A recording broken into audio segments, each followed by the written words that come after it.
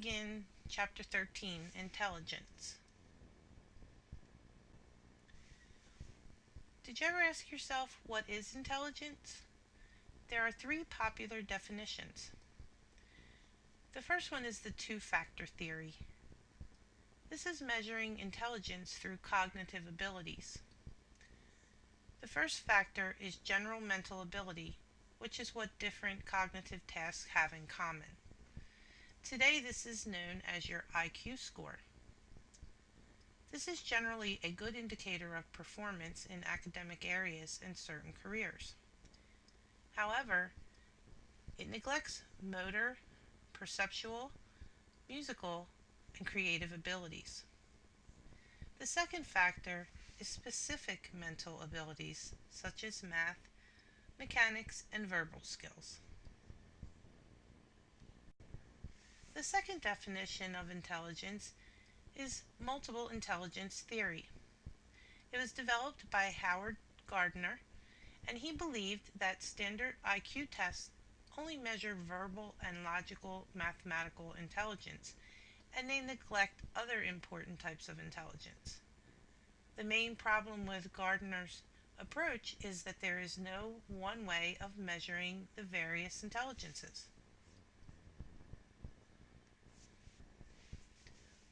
Gardner argues that there are 9 types of intelligence.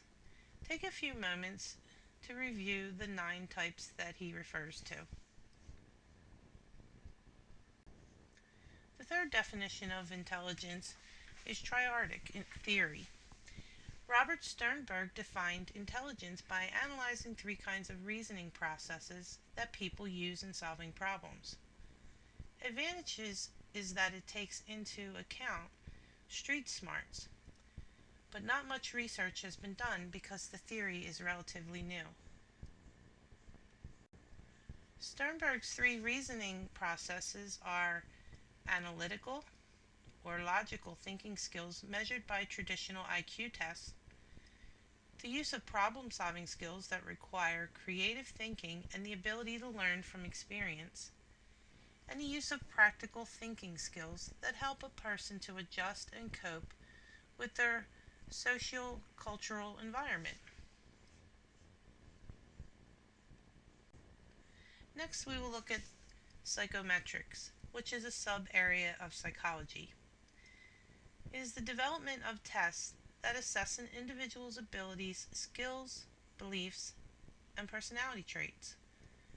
Early attempts to measure intelligence relied upon brain size and academic performance. This was not a consistent indicator of intelligence, though. In 1905, Alfred Binet and Theodore Simon developed the first standardized intelligence test. It measured vocabulary, memory, common knowledge, and other cognitive abilities. It was developed by the Paris public school system. It was to divide children as capable or deficient.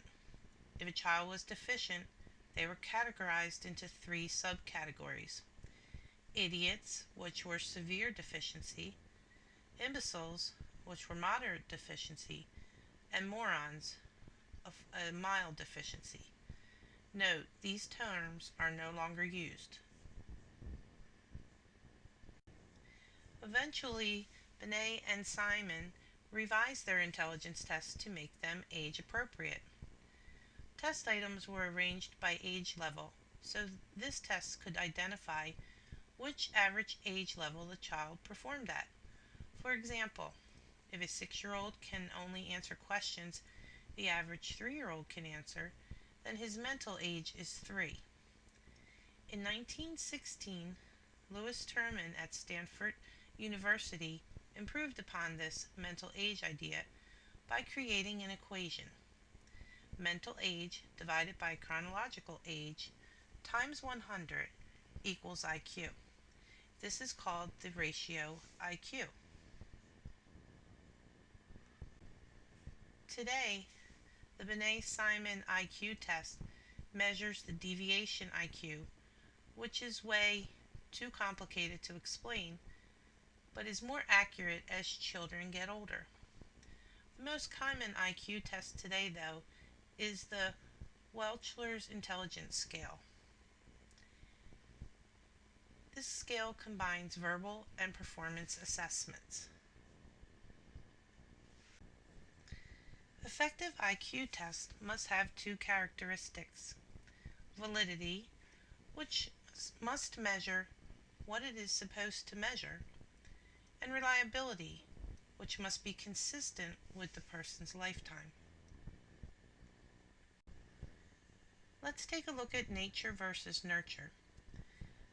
The definitions are that they ask how nature and hereditary or genetic factors interact with nurture environmental factors in the development of a person's intellectual, emotional, personal, and social abilities.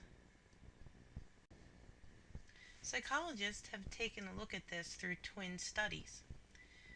Fraternal twins, like siblings, brothers, and sisters, develop from separate eggs and 50% of their genes in common, where identical twins develop from a single egg and thus have identical genes, which means that they have 100% of their genes in common. Interaction of nature and nurture. This is when researchers report that genetic factors influence intelligence, which are IQ scores. They mean that genetic factors influence cognitive abilities to varying degrees depending on the environment. Adoption studies show that children with poor educational opportunities and low IQ scores can show an increase in IQ scores when they are adopted into families that provide increased educational opportunities.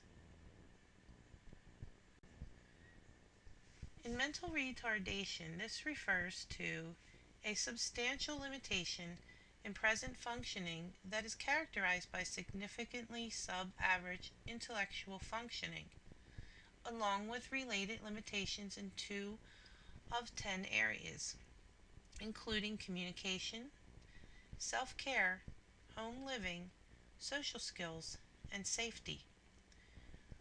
Borderline mentally retarded is equal to IQs from 50 to 75. Mildly and moderately mentally retarded have an IQ from 35 to 50. And severely profound mentally retarded is an IQ from 20 to 40.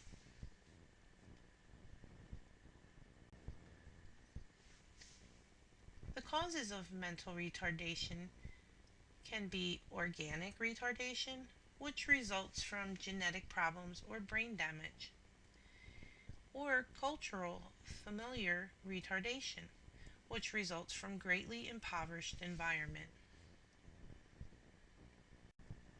Potential problems with IQ testing can be cultural bias. This is the wording of questions and the experiences on which questions are used. Or non-intellectual factors, which refer to non-cognitive factors such as attitude, experience, and emotional functioning that may help or hinder performances on tests.